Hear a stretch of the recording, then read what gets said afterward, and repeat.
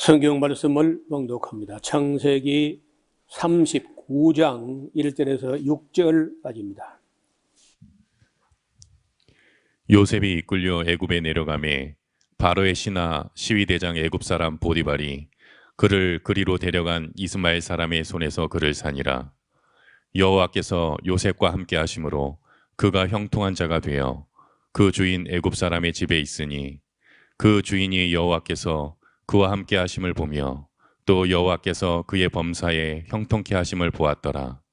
요셉이 그 주인에게 은혜를 입어 섬김에 그가 요셉으로 가정 총무를 삼고 자기 소유를 다 그 손에 위임하니 그가 요셉에게 자기 집과 그 모든 소유물을 주관하게 한 때부터 여호와께서 요셉을 위하여 그 애굽 사람의 집에 복을 내리심으로 여호와의 복이 그의 집과 밭에 있는 모든 소유에 미친지라. 주인이 그 소유를 다 요셉의 손에 위임하고 자기 식료 외에는 간섭하지 아니하였더라. 요셉은 용모가 준수하고 아담하였더라.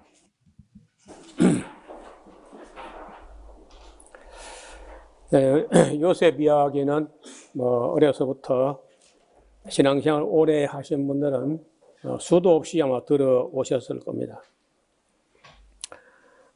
요셉 이야기가 제법 길게 기록되어 있는데 이 요셉 이야기는 지난번에 우리가 살펴보았던 유다 이야기와 함께 이게 다 야곱의 이야기 안에 내포된다는 겁니다.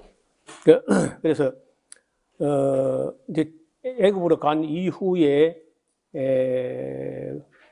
17살에 가서 39살이니까 22년 동안을 모르고 있은 거죠. 요셉이 어떻게 애굽에 가서 어떻게 살고 있는지는 전혀 모르고 그냥 그저 들짐승이 먹었도다 이렇게만 알고 있었는지 22년이 흘러간다고. 그러니까 우리가 지금도 당하는 일들 중에 현재로서는 온전히 다 이해가 안 되는 수가 들어있다는 거예요. 그것이 이제 어떤 의미에서는 미래이기 때문에 모르는 수도 있고, 현재라 할지라도 우리가 이렇게 우리 안목이 미치지 못하는 곳에서 벌어지는 일은 내게 관한 일이 일어나도 모르는 수가 있는 거예요. 그래서 우리가 좀 더 두고 보아야 된다. 인생도 그렇고 역사도 그렇습니다. 요셉도 자기가 팔려갈 때 형님들에게 그렇게 미움을 받는 것도 참 그때는 이해할 수 없었고, 야곱도 이해할 수 없었어요. 또 요셉이 꿈에 대해서 이야기할 때 그 형님들도 그 꿈이 기분 나쁘기도 하고 재수없이 모릅니다. 다 미래에 일어날 일을 다 모르는 게, 아는 분은 하나님 한 분밖에 없어요. 그래서 내일 일을 두고 너무 염려도 하지 말라. 또 내일 일을 가지고 너무 자랑도 하지 말라는 거예요. 모르니까요. 지금 일어나는 일들이라 할지라도 내일, 내년, 내후년, 10년 후에 어떻게 될지 우리가 모르는 게 많아요. 그래서 내일 일을 자랑하지 말라, 내일 일을 염려하지 말라. 그 성경에 다 있는 말입니다. 내일 일을 자랑하지 말라, 하루 동안에 너희가 무슨 일을 할지 모른다. 그런 말씀도 있고, 내일 일을 염려하지 마라. 내일 일은 내일 염려할 것이고, 한날의 괴로움은 그날의 족하다. 두 가지 말씀이 성경에 다 있는 말씀인데, 어떻든 요셉이 애굽으로 팔려가는 거예요. 그래서 바로 왕의 신하 중에 시위대장의 이름이 보디발인데 그 집에 팔려간 겁니다. 그런데 팔려가는 것, 이런 거는 누가 봐도 그 즐거운 일은 아니에요. 그런데 여기 성경에 보면은 여호와께서 요셉과 함께 하셨다는 거예요. 여호와께서 요셉과 함께 하심으로 팔려가. 또 여호와께서 함께 하심으로 팔려갔지만 또 형통해.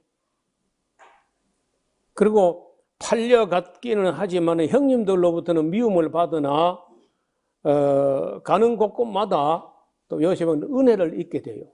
보디발에게도 은혜를 잊게 되고 나중에 이제 옥에 들어갔을 때 전옥, 그러니까 그 감옥지기가 되는 간수들에게도 또 은혜를 입게 됩니다. 그래서 이 택한 백성이고 하나님의 사람이고 하나님이 함께 하셔서 형통하시는 사람이라도 모든 사람에게 사랑을 다 받는 건 아니에요. 요셉을 미워하는 것은 자기 친형제가 또 미워하는가 하면은 요셉을 사랑하는 사람들은 그럼 뭐 보디발이나 감옥에서 그 간수나 아니면 바로 왕이나 수많은 사랑으로 또 사랑받는 것도 사실이에요. 그래서 우리가 어디 가서 사랑을 받든지 미움을 받든지 그것 때문에 막 연연하고 할 게 아닙니다. 그는 그 큰 중요한 게 아니에요.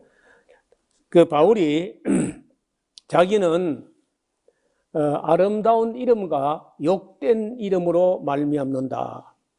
바울을 천사같이 그리스도 예수같이 위하고 존경하는 사람이 있는가 하면은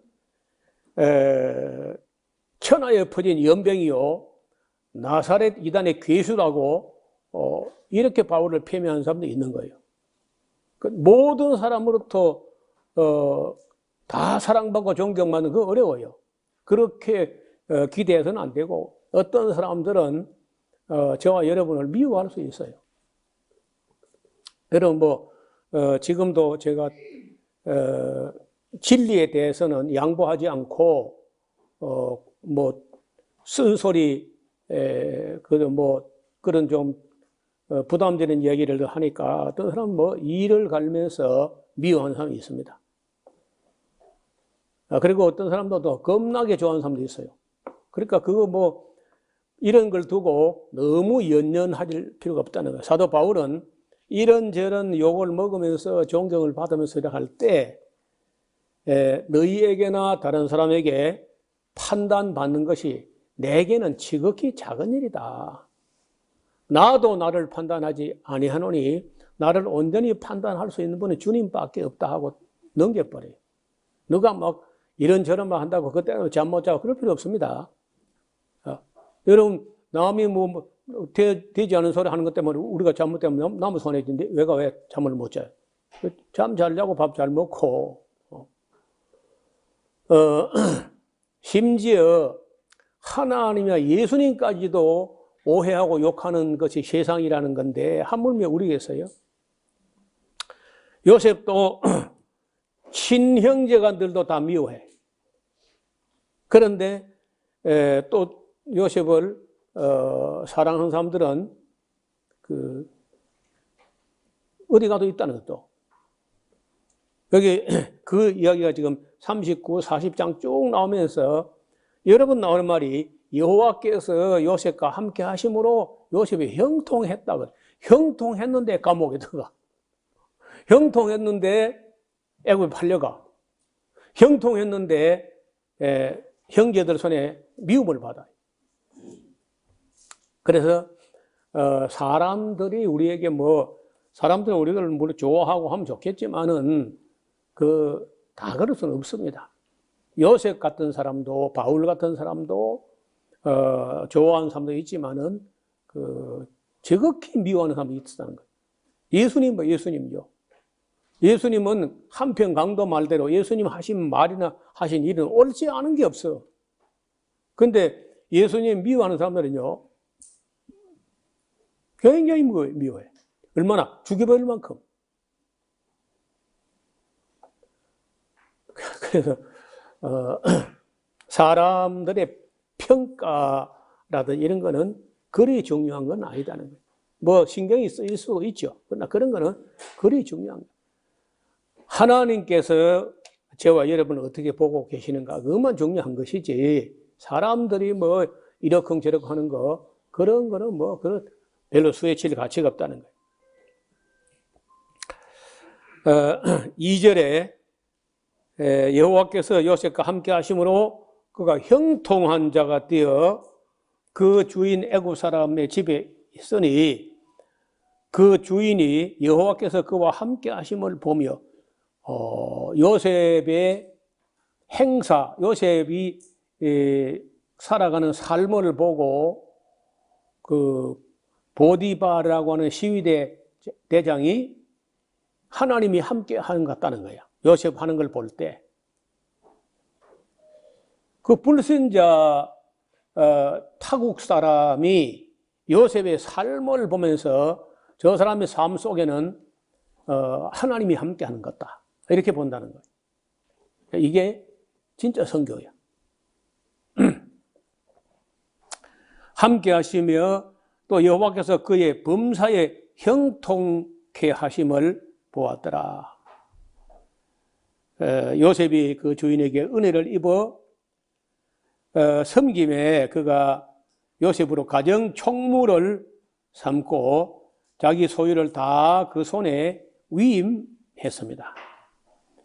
그가 요셉에게 자기 집과 그 모든 소유를 주관하게 한 때부터 여호와께서 요셉을 위하여 그 애굽 사람의 집에 복을 내리심으로 여호와의 복이 그의 집과 밭에 있는 모든 소유에 미친지라. 참 요셉은 자기는 뭐 팔려가고 뭐 감옥에 들어가고 하지만은 요셉 때문에 요셉 곁에 있는 사람이 복을 받게 된다는 거예요. 여러분 아브람을 보고 천하 만민이 너를 인하여 복을 받게 될 것이다. 그래서 어떤 사람 곁에 있으면은 그 복을 받고 은혜를 받고 또 진리를 발견하고 이런 수가 생기고, 어떤 사람 곁에 있으면은요, 그 곁에 있으면서 계속 상처를 받거나 아니면 또 화를 당하거나 어려움을 당해요. 그래서 그 조심해요. 사람들하고 너무 가까이 하다 보면은 그 사람 때문에 우리가 그 영적으로 많이 손해를 본 수가 있습니다. 조심해요. 요셉은 어떻든 요셉 때문에 하나님께서 그 보디발의 집에 복을 주시는 거예요. 요셉에게 복을 주는 것뿐 아니라 요셉 때문에 그 요셉이 있는 그 집에 복을 주셨다는 거예요. 그래서 그가 요셉에게 자기 집과 그 모든 소유를 주관하게 한 때부터, 그러면 이제 이 주관하는 자가 요셉이기 때문에 잘 되면 요셉 때문에 잘 되는 게 되잖아요. 그래서 하나님께서 그 요셉 때문에 보디발의 집에 복을 내리시는데, 애굽 사람의 집에 복을 내리심으로 여호와의 복이 그의 집과 밭에 있는 모든 소유에 미친지라. 주인이 그 소유를 다 요셉의 손에 위임하고 자기 식료, 먹는 것만 뭐 이런 말 저런 말 하지 그 외에는 일절 간섭하지 않습니다. 또 요셉은 용모도 준수하고 아담하였더라. 그래 뭐 남자들이 뭐 잘 생겨봐야 거기서 거기지. 그렇긴 한데 한 번은 우리가 터키에 갔을 때 터키 아라산 밑에 갔는데 터키의 최고 인기 있는 미남 배우가 거기 촬영하기 위해서 온 거야. 도우베지시라고 하는 곳에서 그 성에서 뭐 갑자기 사람들이 웅성웅성 막 몰려오는 거예요. 그 나는 보니까 나보다야 물론 잘생겼지만은 뭐 별로던데. 근데 그 사람이 터키에서 최인류 배우라는 거예요. 그리고 곱상하게 생겼어요. 근데 요셉은 아마도 라헬을 닮아서인지 용모도 참 준수했다는 거예요. 그 후에 그 주인의 처가 그 보디발이라고 하는 시위대장의 아내가 요셉에게 눈짓하다가 동침하기를 청하니 요셉이 거절하여 자기 주인의 처에게 이르되 나의 주인이 가중 재반 소유를 간섭지 아니하고 다 내 손에 위임하였으니 이 집에는 나보다 큰 이가 없으며 주인이 아무것도 내게 금하지 아니했지만은 그 금한 것은 당신만은 금한 거죠. 당신뿐이니 당신은 자기 아내이기 때문입니다. 그런즉 내가 어찌 이 큰 악을 행하여 하나님께 득죄하리까? 요셉이 그때 나이가 한 30살쯤 됐는데 혈기방장하고 그런 때란 말이에요. 그런데 이 사람이 요셉이 하는 말에 사람에게 다시 말하면은 그 자기 아내가 아닌 남의 아내와 이렇게 통간하는 것은 자기 육체에게 자기 양심을 더럽히는 것이기도 하고 그 여자를 간부가 되게 하는 것이기도 하고 그 주인을 속이는 것이기도 하고 그래서 자기에게 그 여자에게 자기를 믿고 맡겨준 보디발 시위대장에게 다 죄를 짓는 건데 더 나아가서 이렇게 사람에게 죄를 짓는 것은 하나님께 죄를 짓는 거다. 이게 요셉의 인식이야. 사람들에게 몹쓸 짓을 하는 것은 하나님께도 죄가 된다. 아니 내가 누구를 훔쳤다기로서니 하나님은 내가 하나님께 훔쳤습니까? 이렇게 할 수 있지만은 도적질하지 말라 하는 명령을 어겼기 때문에 그것이 하나님께 죄가 되는 거예요.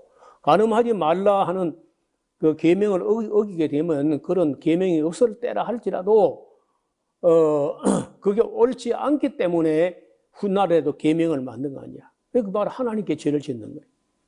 그래서 모든 죄는요 하나님께 해당이 돼. 우리가 하나님께 잘못한 게 없다 할지 몰라도 사람에게 잘못한 게 하나님께 잘못한 거예요. 사람에게 못된 짓 해놓고 나 하나님께 죄 안 짓다 그렇게 할 수 없어요. 그러니까 사람이 누가 만든 사람이 하나님 만든 거예요. 하나님. 또 사람이 하나님 형상이고 그래서 사람에게 몹쓸 짓 하는 게 바로 하나님께 죄를 짓는 거다. 이게 지금 요셉의 신앙 고백이에요. 이런 거 참 이게 창세기 쪽에 요셉이 입에서 요셉의 마음에서 이런 생각이 나왔다는 거예요. 내가 이 어떤 악을 행하여 하나님께 득죄하리까? 여인이 날마다 요셉에게 청하였으나 요셉이 듣지 아니하여 동침하지 아니할 뿐더러 함께 있지도 아니하더라. 그게 지혜입니다. 함께 남여가 이렇게 함께 어떤 제한된 공간에 함께 있는 것부터 안 돼. 그래 옛날 어른들이 남녀 7세 부동석 자리를 같이 하지 않는 게 멀리 해야 돼. 여러분 사람들에게 너무 남자든 여자든 간에 사람들끼리 너무 가까우면요 얼마 있다 싸웁니다. 두고 보세요. 그런가 안 그런가? 모든 인간관계는 너무 가까워가지고 죽고 못 살고 하면요 그 오래 안 가. 그 며칠만 그래 하는 거야. 그래서 특히 남녀 간에는 가까이 가면 안 돼. 나는 서울에 꽤 유명한 그런 잘 나가던 목사가 성폭행, 성추행 해가지고 목회를 그만두고 그냥 그 길로 사실 목회 생명이 끝난 거죠. 그런데 목사라는 사람이 남자 또 처신을 잘못한 것이고 뭐 하려고 여자들을 자기가 가까이 오게 해. 그 이유가 없잖아요. 그럴 이유가 없잖아요. 또 여자들도 웃기는 거예요. 남자 밑에 옆에 그 목사님 사모님 계신데 그 목사님 곁에 뭐하러 가냐고. 그 정신 나간 여자들이죠, 그게. 그 자기들 망치고 목사 망치잖아. 그 교회 망치고 말이야. 그런 여자들이 목사를 만날 이유가 없잖아요. 교회에서 공식적으로 상담을 하면 상담을 하고 메일 보내면 메일 보내면 공간적으로 어떤 남자 목사하고 목사도 안 되고 누구도 안 돼. 모세도 안 되고 그냥 다윗도 안 돼. 절대 여자들이 그런 기회를 제공하면 안 되는 거야. 우리나라 최근에 정치인들 보세요. 전부 다 그 칠개에 걸려가지고 자기도 망치고 자기 당 이미지도 망치고 자기 부인도 망치고 자녀들 망치고 그거 다 완전히 인격 파탄자가 되는 거 아니야. 그래서 창세기에서부터 요셉을 우리에게 보여주면서 요셉처럼 해라 하는 것이고 또 보디발의 아내처럼 하지 말라는 거예요. 이게 이 책의 교훈 아닙니까?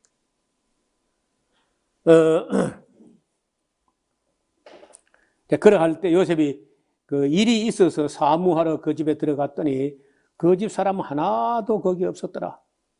그 여인이 그 옷을 잡고 가로되 나와 동침하자. 요셉이 자기 옷을 그 손에 버리고 도망하여 나가매.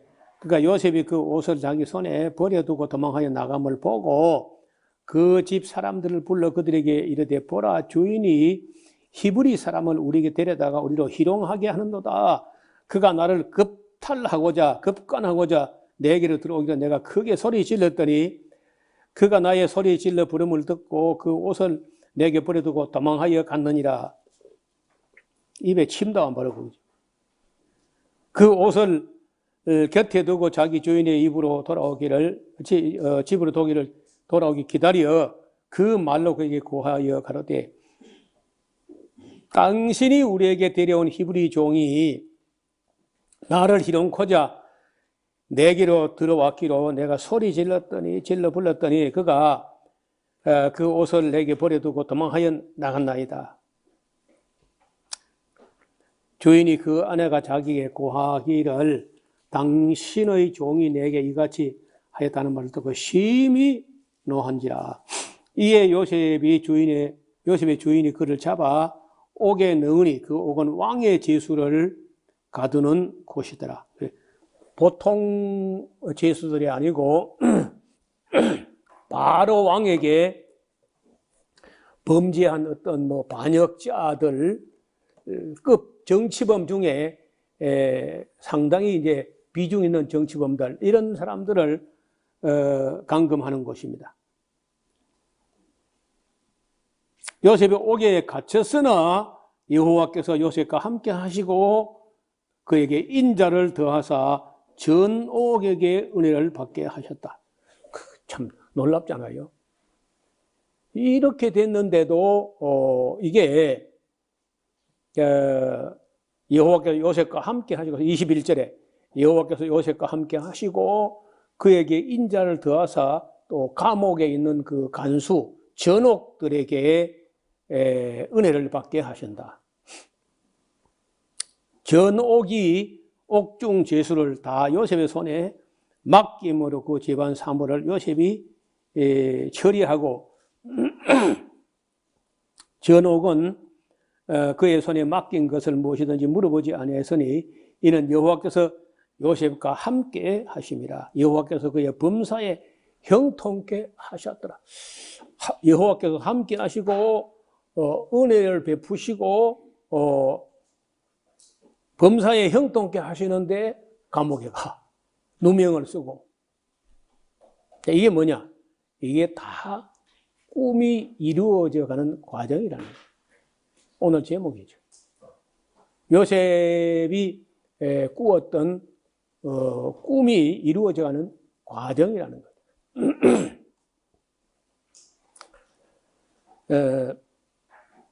오래됐는데 책이 머린 캐로더스? 이름이 가물가물한 오래하죠. 몇십 년 되어서요. 찬송 생활의 권능이라는 책이 있어요. 찬송 생활의 권능이라는 책으로 기억하는데, 제가 아주 초신자 때 읽었던 책이에요. 이분은 자기가 살아가는 동안에 알 수 있는 일이 발생하면은 감사하고, 알 수 없는 일이 발생하면 더 크게 감사해. 범사에 감사하고 범사에 찬송해. 우리 같으면요, 범사에 불평할 텐데 이분은 범사에 찬송하는 거라. 그래서 납득할 수 없는 일이 자기가 벌어질 때 울고 불고 막 하는 게 아니고 이분은 찬송을 한다는 거예요. 왜냐하면은 내가 알지 못하는 일이 내가 알 수 있는 수준을 넘어서는 차원에서 뭔가 일이 이루어지고 있다. 이렇게 생각하기 때문에 빨리 찬송하면서 그런 일이 하나님이 뜻하신 바 내가 알지 못하는 일이 이루어진다 할지라도 저는 얼마든지 견딜 수 있습니다. 하나님 계속 진행하시면 됩니다. 하고 내가 찬송하고 감사할 때 더디 이루어질 수 있는 일이지만은 내가 찬송하고 감사함으로 그 일이 빨리 추진되어 가지고 빨리 나타난다는 거예요. 그런 원리로 책을 한 권 썼으니까, 물론 뭐 두꺼운 책은 아니고 한 200페이지 남짓되는 그런 책인데, 이분은 범사에 그렇게 찬송해요. 납득할 수 없는 일이 벌어질 때 찬송하는 거예요. 왜? 내가 아는 수준에서 이루어진다면은 내가 아는 수준의 일밖에 이루어지는 게 없지만은 내가 알지 못하는 일들이 벌어진다고 할 때 내가 아는 차원을 훨씬 넘어서는 큰 은혜가 계획되고 추진되고 있는 걸로 인식하고 찬송하는 거예요. 그래서 처음에 참 참 대단한 신앙이다. 그때는 뭐 내가 알기로는 그 책이요, 아마 이 방송 듣는 분들 중에서도 그 책을 기억하는 분이 있을 거예요. 하도 유명한 책이어서. 찬송 생활의 권능이라는. 그러니까 도저히 말도 안 되는 일이 벌어지면요, 도저히 말도 안 되는 찬송을 해. 정말 머린 캐로도스 이름이 그래요. 지금 요셉이 그렇잖아요. 말도 안 되는 일이 벌어지는 거예요. 그때 이루어지는 건 뭐냐면 요셉이 꿈이 이루어지는 거예요.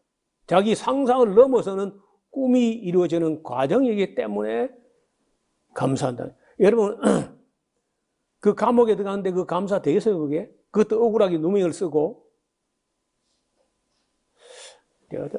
오래전에 읽은 어떤 이 부분에 해석하는데, 시위대장 보디바르라는 사람이 요셉을 감옥에 집어넣었지만은 알았을 거라는 거예요. 요셉이 아내를 겁탈하고자 한 게 아니고, 아내가 나쁜 짓을 했는데 그렇게 하면 자기 명예가 너무 크게 손상을 받으니까 요셉을 감옥에 넣는 걸로 하고, 자기도 자기를 돌아보고 아내를 생각하면서 덮었을 거라는 거예요. 뭐 주장할 만한 건 아닙니다. 어떤 이 부분 해석하는 학자가 그렇게 썼더라고 보니까. 한편은 그럴 것 같기도 해요. 뭐 시위대장이라는 게 요즘 같으면 대통령 경호실장 이런 사람인데 집에 못 들어가지고 예사로. 근데 여자는 그런 육체적인 욕구가 시위대장이라고 해가지고 그 아내라고 그렇지 다른 사람과 다를 수 없죠. 결국은 이제 못 견뎌서 다른 남자를 넘보게 되는 그런 일들이 일어났다는 데 대해서 미안하기도 하고 자기 명예를 위해서 그 일을 뭐 이렇게 자기 아내가 이렇게 했다. 자기 창피잖아요. 그러니까 그냥 덮어버리고 묻어버리고 넘어갔을 거다. 이제 그렇게 해석한 걸 봤어요. 그래 요셉은 감옥에 들어갔는데 어떻든 뭐 감옥에 들어가도 그 간수에게 은혜를 입었다는 거예요. 그래 여기 성경을 기록하는 분이 23절에 전 옥은 그의 손에 맡긴 것을 또 무엇이든지 뭐 물어볼 것도 없어. 요셉에 맡기면 그냥 그걸 충분해. 이는 여호와께서 요셉과 함께 하심이라. 여호와께서 요셉의 범사에 형통케 하셨는데 감옥에 들어가 있다는 거예요. 그 납득할 수 없는 일이죠. 그러나 이 모든 과정들이 결론이 아니고 결론 같으면 저주야. 근데 과정이라는 거예요. 이런 걸 통과해서 그런 과정으로 꿈이 이루어지는 과정이기 때문에 우리가 찬송해야 돼. 여러분 바울이 빌립보 감옥에 갇혔을 때 실컷 얻어맞았어. 점하는 여자에게 들어있는 귀신을 쫓아내고 실컷 두들겨 맞고 감옥에까지 들어갔는데 바울이 밤중에 찬송했다는 거예요. 찬송을 너무 세게 했어요. 밤에 하면서 좀 조용히 해야지. 너무 세게 하는 바람에 감옥이 터져버리죠. 그래서 이런 원리, 즉 내가 도무지 납득할 수 없는 일이 내 앞에 전개될 때 우리가 충분히 견딜만 합니다. 제가 넉넉히 감당할 수 있습니다 하고 찬송을 드려야 빨리 진행된다는 거, 일이. 내가 그 하나님 앞에 얼마든지 견딜 수 있습니다 하는 그런 고백을 하지 않으면요, 그 견딜 수 있을 때까지 시간이 1000년 지연된다는 거예요. 그게 머린 케르도스의 이야기예요. 찬송 생활의 권능. 그 책이 어디 있는지 몰라요. 그 후에 애굽 왕의 술을 맡은 자와 떡 굽는 자가 그 주 애굽 왕에게 범죄한지라. 자, 이 빵 담당한 사람하고 술 맡은 간원장하고 이 둘은 애굽 왕 바로의 생명이 담보된 그런 자리에 있잖아요. 거기 뭐 약을 이렇게 하면 가능성이 있으니까. 그래서 지금 어떤 그 약을 먹었는데 약이 든 무슨 음식을 먹었던 모양인데 그로 인해 가지고 왕이 죽을 뻔했던 것 같습니다. 그래가지고 이제 어떤 놈이야 합니까? 술 맡은 간원장 아니면 빵 맡은 간원장 해가지고 그 둘 다 쳐넣어 그냥. 근데 거기 실제로 왕을 죽이려고 했던 사람이 있었다면은 그냥 뭐 죽어 마땅한 살인 미수니까 그것도 일반 사람들 왕을. 그러니까 뭐 그 당시 법으로 같으면은 무기가 아니죠. 그냥 뭐 바로 사형인데 둘이 짜고 했던지 아니면 그 중에 하나만 했던지 이제 그렇잖아요. 그런데 그 두 간원장이 바로가 그 두 간원장 술 맡은 간원장 떡 굽는 관원장에게 노하여 그들을 시위대장의 집에 있는 그 옥에 가두었습니다. 다시 말하면 요셉과 같은 감옥에 이제 갇혀 있는데 시위대장이 요셉으로 그들에게 수종하게 하매 요셉이 그들을 섬겼더라. 그들이 갇힌 지가 얼마 된 수일 지나갔는데 옥에 갇힌 애굽 왕의 술 맡은 자와 떡 굽는 자 두 사람이 하룻밤에 꿈을 꾸는데 몽조가 약간 달라요. 꿈의 징조가 좀 다릅니다. 아침에 요셉이 들어가 보니까 그들이 얼굴이 수심빛이 가득한 거라. 요셉이 주인이 집에 자기가 함께 갇힌 바로에 가는 자에게 묻되 당신들이 오늘 보니까 자여 얼굴에 그 근심빛이 나니까 그들이 이르되 우리가 꿈을 꿨는데 이를 해석할 사람이 없어 그래. 요셉이 그들에게 이르되 해석이란 건 본래 사람이 하는 게 아닙니다.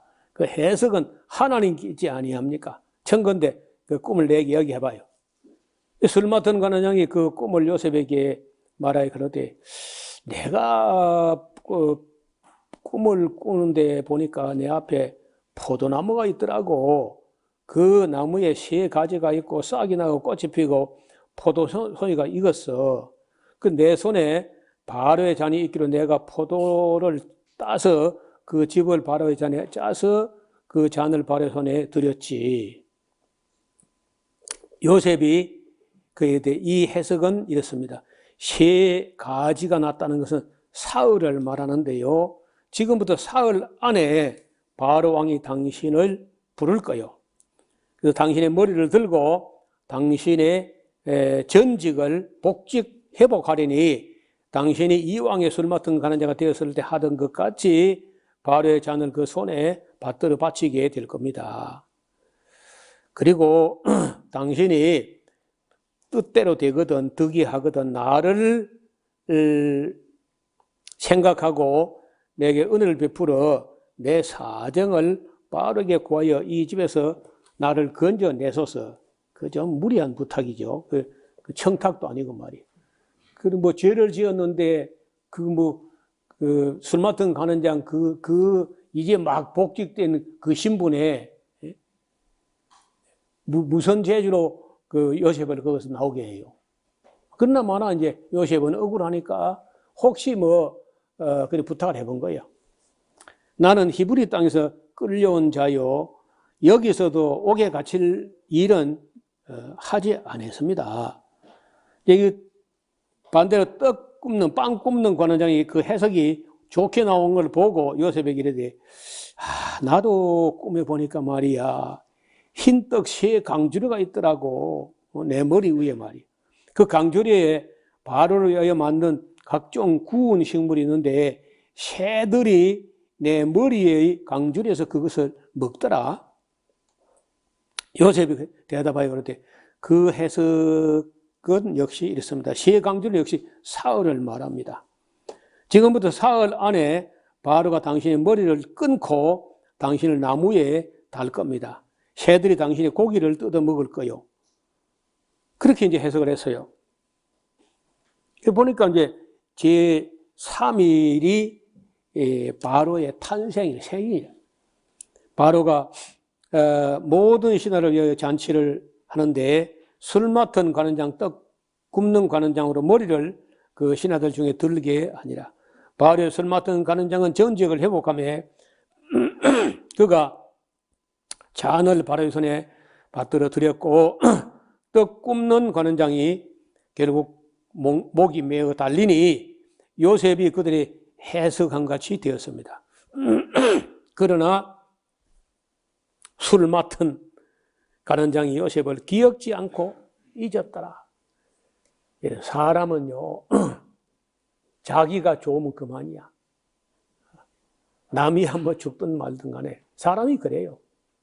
그저 자기가 복직되니까 얼씨고 하고 그저 좋아할 뿐 그 감격에 요셉이 부탁한 거 그거 다 잊어버려요. 자, 여러분 사람은요 여러분이 누구에게 사랑을 베풀거나 은혜를 베풀거나 잊어버립니다. 왜? 은혜는 물에 새긴다니까? 원수는 돌에 새기고. 내가 지에게 어떻게 해줬는데, 그래서 하지 마. 제가 전에 어떤 사람이, 어려움을 겪었을 때 이래 뛰어다니면서 도와주고 뭐 그 인허가 문제 때문에 어려울 때 군청에 들락날락하면서 어지간히 해가지고 뭐 그래 도와주고 했는데 이 도움을 받은 사람은요 그 도움 받은 것이 기억이 안 나면 잊어버린 것이고 기억나면 부담되는 거예요. 그렇잖아요. 기억이 안 나면 잊어버리는 것이고 기억나면 부담되고 그 기억이 나니까 나를 보면 괜히 그저 내가 뭐 크게 베푸는 건 아니지만 어떻든 내가 도와준 그것이 자기에게는 부담이 되니까 그래서 내가 없어져 버려야 돼요. 그 원지 있을 때인데 그래서 노회가 싸움이 났을 때 우리 교회 장로들하고 몇 사람이 뭐 그런 사람하고 짜고는요 기어이 그저 나를 밀어내고 쫓아내는데 힘을 합하더라고 가지고. 그래서 여러분 사람이 사람에게요 은혜를 베풀면 사람은 꼭 그 은혜를 원수처럼 갚으려고 합니다. 그런 게 있어요. 이 인생을 살아보면요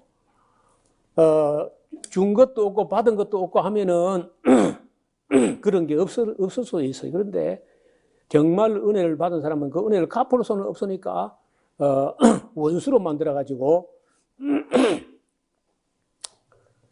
그 굉장히 씁쓸한 기억이 있습니다. 그러고 나서는 그 집이 잘 나갔어요.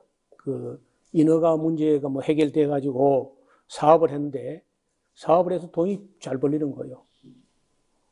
내가 떠나가고 나서 나를 쫓아내고 나서 이제 정말 사업이 잘 돼 가지고 이제는 뭐 산청군에서 내로라 하는 사람들하고 그 뭐 건커니 작커니 이렇게 하는 그런 정도까지 갔는데 그러다 돈이 좀 생기니까 이걸 좀 여러분 사람이요 돈이 생기고 힘이 생기면 까불고 싶어집니다. 이거 좀 까불어야 돼. 그래서 돈을 가지고 까불때 뭐를 까불냐 도박으로 까불어 왔어요.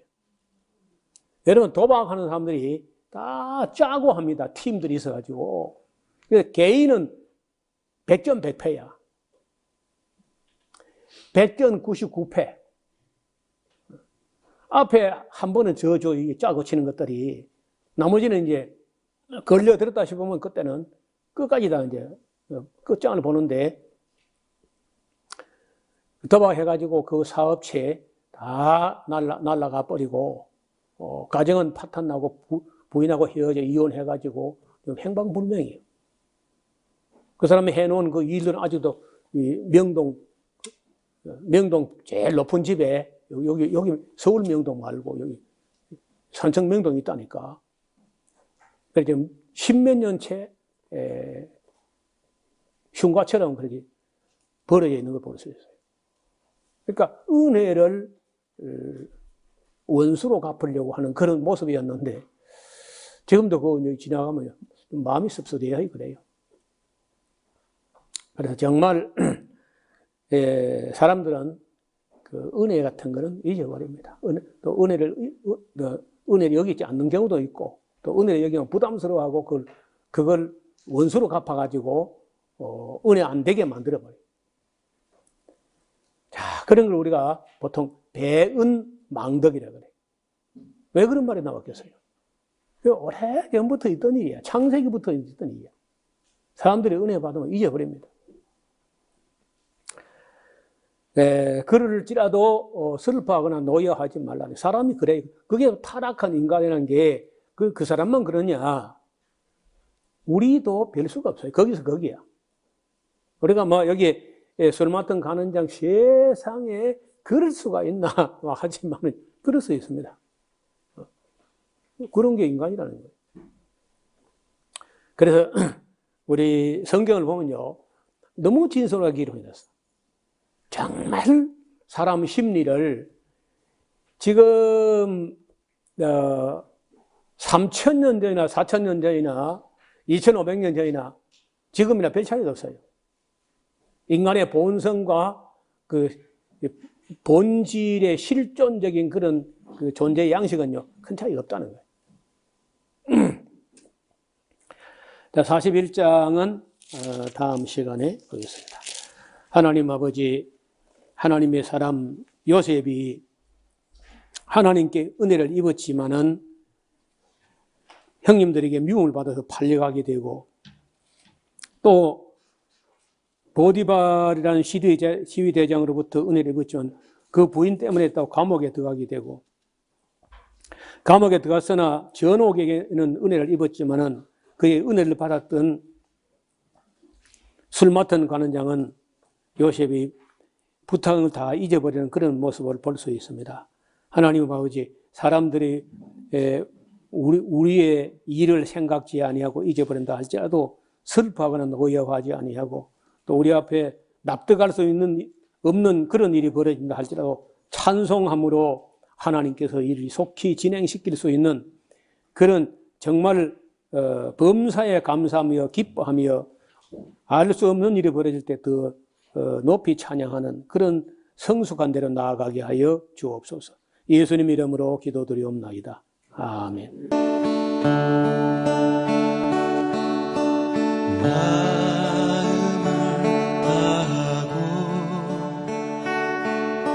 성품을 다하고 힘을 다하여서 여호와를 사랑하라. 내게 준 계명을 마음에 새기고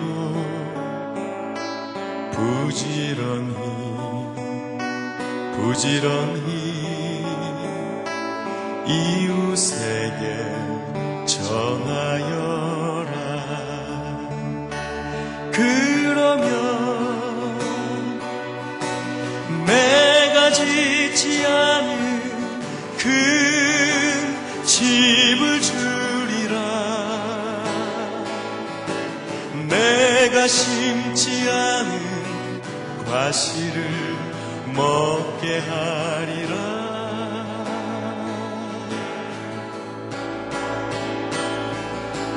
그러나 한 가지